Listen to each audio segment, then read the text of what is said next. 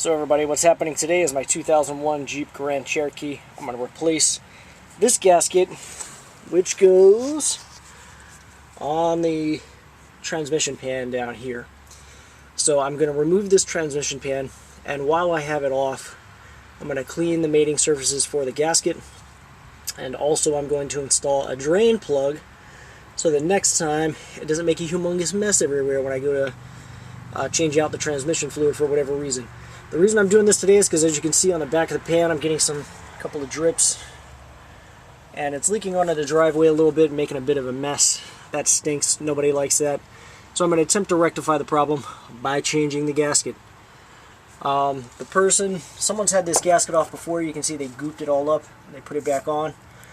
That's if they even used the gasket. I'm not entirely sure about that. And actually, it looks like one of my bolts is missing now that I'm looking at that. That's freaking awesome. But, yeah. Oh my god, that bolt's not even in all the way. Look at that. See that one there? That probably has something to do with it. So anyways, somebody didn't know what they were doing under here. I'm going to try to make this right. So what I'm going to do is go around, loosen all the bolts just a little bit, and I'm going to loosen, I'm going to pick a side. I think I'm going to do it towards the front, actually, because that gives me a little bit more room to work with. Probably on the far side over there. But what I'm going to do is pull back the bolts out more in that corner than I do back here. Back here, I'm just going to barely loosen it a little bit. That way, when I take my screwdriver and just kind of pry it a little bit to open up this case, it's going to hopefully come out of just that one corner, and I can get my catch pan underneath there without making a humongous mess everywhere. Definitely do not remove all of the bolts. I'll show you the process in a moment. I'll try to set the camera up on a tripod or something so you guys can see it when I actually remove it. But that's going to be the goal. Okay, so I've tried to set this up in a way where you can see it. What I'm going to do is I've loosened these bolts, which actually were quite amazing in the fact that some were way over tightened and some weren't tight at all. So like the ones in the front and the rear were just completely like finger tight. Not even finger tight. You put the wrench on it and they just turn. Absolutely blew my mind. Anyhow, so what I'm going to do is, like I said, I'm going to loosen these ones over in this corner.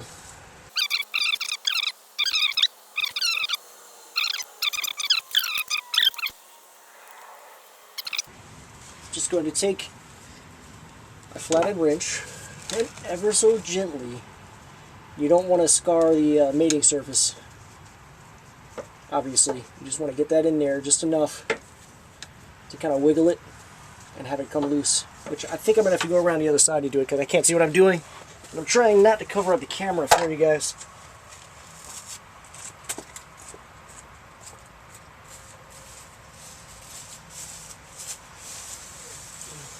Alright. Let's go from this angle, so I can at least see what I'm doing.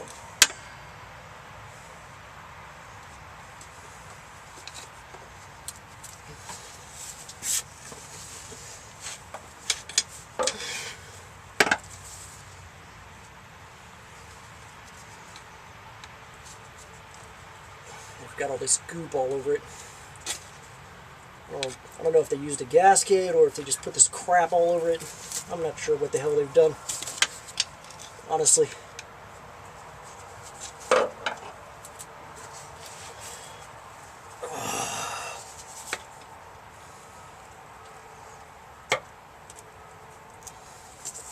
Totally not wanting to go in there though.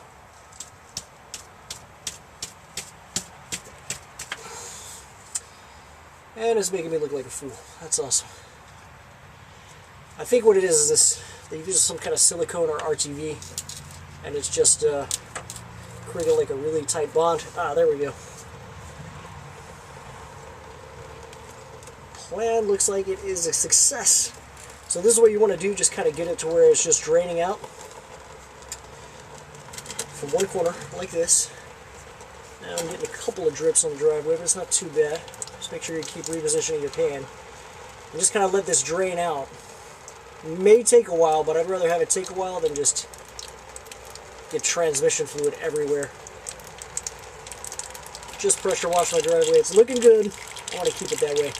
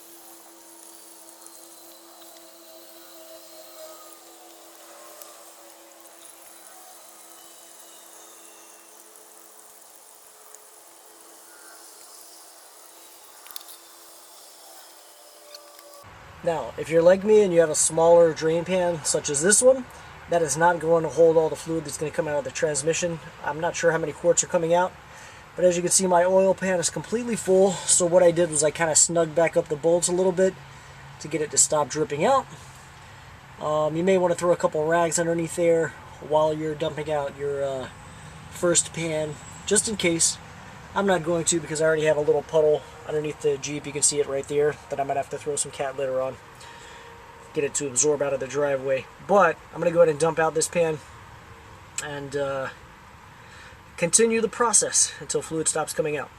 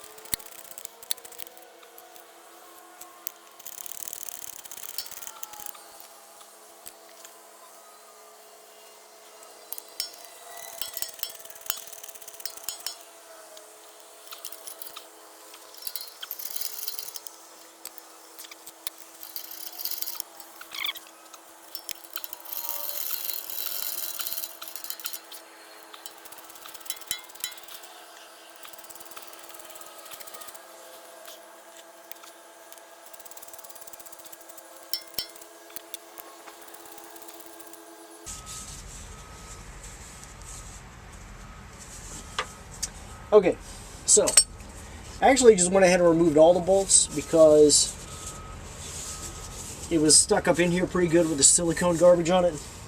So the next goal then is to remove this pan ever so gently. Well, I think what I'm going to try to do is just kind of pull this corner down a little bit.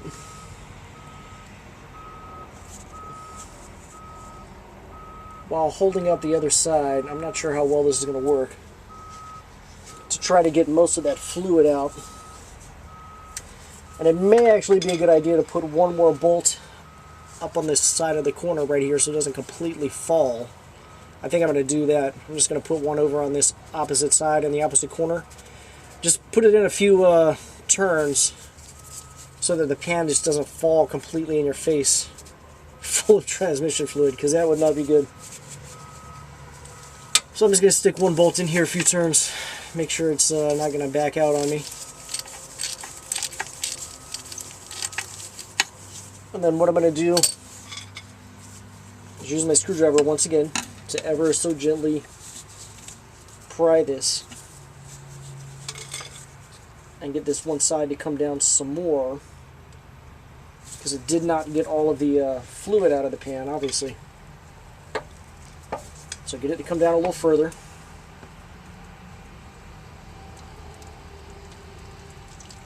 There we go. Oh, there we go. And the pan has come loose. I'm going to try to get more of the fluid out of this corner.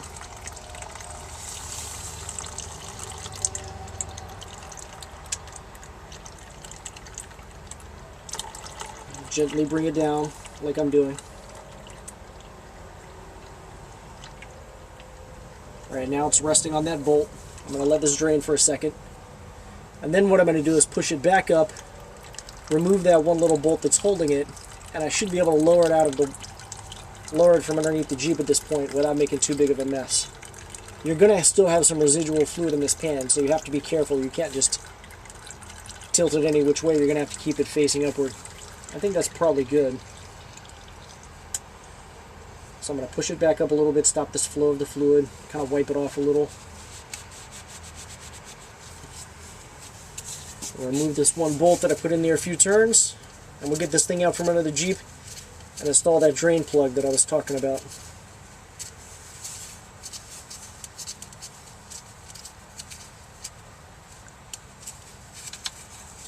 Alright, that bolt's out.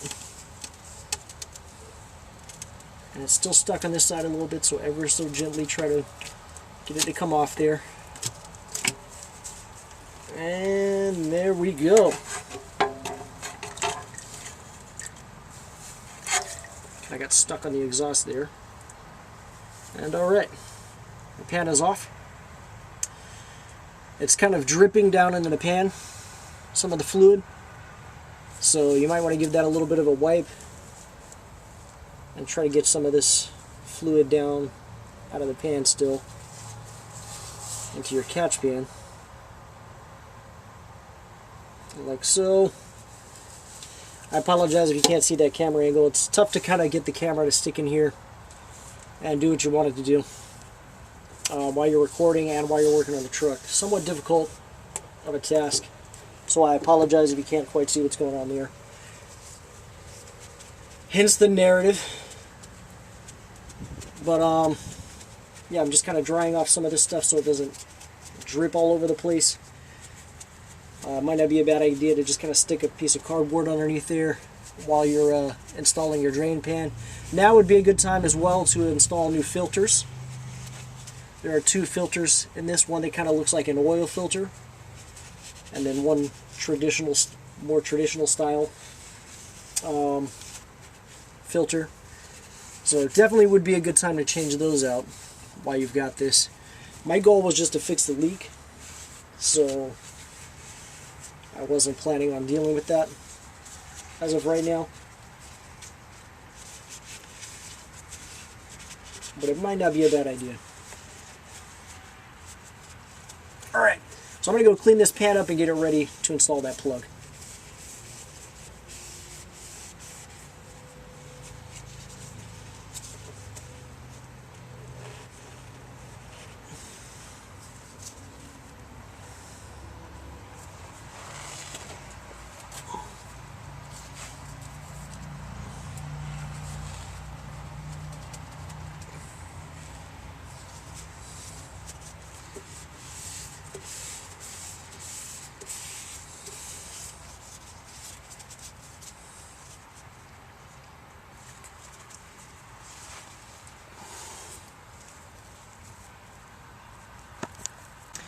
Okay, so I've got this goop all cleaned out of my pan. I took some simple green, washed it all out, took a razor, got all that crap from around the edge, whatever gasket maker stuff they were using before. Next thing I'm going to do is install this drain plug. I've determined that the best location to put it is right here. If you can see the entire pan all at once. The way I determined that was I just kind of stuck this in there. Well, first of all, that's where the filter kind of goes like this, and there's really not much going on in this area of the transmission. I didn't want to put it down here because that's where it actually sucks in the fluid for the filter. So right here I think is going to be the best location. I'm going to mark that, drill a 1/2 inch hole like it says, and I'm going to place the washer, the nut, and then this coming from the bottom side, tighten everything down to the specified torque by B&M. This is actually a B&M product. It comes with a nylon washer. I went and bought, it's either a brass or a copper washer, I'm not sure, at the hardware store for $1 because the #1 complaint on Amazon with the reviews was that that nylon washer gets crushed, begins to leak, and I'm trying to solve a transmission fluid leak. That's the whole purpose of this. Don't want to create a new location for it to leak. So I'm going to go ahead and install this washer, or install this drain plug. You can actually maybe put the washer on the bottom side. I don't think it really matters. I'll check the instructions and see what it says and do what it says on the instructions. But yeah, so that's what I'm going to do next, and then I'm going to put this pan back in place. So here's my configuration for the drain plug. 1/2-inch hole, copper washer on the inside, 25 foot-pounds of torque. Let's go ahead and throw this bad boy back on the Jeep, get this thing back in business. Reinstalling the pan is a pretty straightforward process. Make sure your drain plug has been tightened up to the proper torque. I'm not sure exactly what that is. I'll have to look it up. But what you do is position your new gasket onto the pan, stick the pan back in place, put all the bolts back through, and make sure you tighten it with a cross pattern to the specified torque. Again, I'm going to have to look that up. I'm not sure what that is at the moment. But that's it. After you're done putting the pan back on, make sure you fill it back up with fluid to the proper level, and be about your way. Thank you very much for watching, and make sure you check out my channel, subscribe. I've got a lot of other how-to videos as well on there, so check it out. Thank you for watching.